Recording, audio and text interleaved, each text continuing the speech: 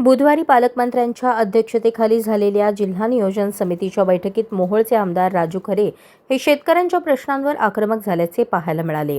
आमदार सुभाष देशमुख यांनी पुराचा आणि शेतकऱ्यांच्या विजेचा प्रश्न उपस्थित केला।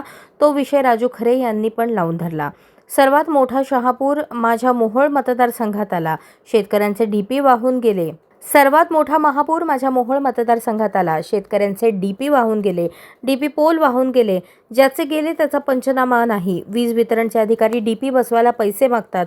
अधीक्षक अभियंता यांना कडक सूचना करा, शेतकऱ्यांकडे लक्ष द्या असे म्हणतच त्यांनी माझ्या मतदारसंघात 500 डीपींची गरज आहे।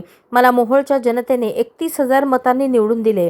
मला 2 मुली आहेत। माझं व्यवस्थित आहे, मला गरज नाही, पण शेतकऱ्यांचे सर्व प्रश्न मार्गी लागले पाहिजेत।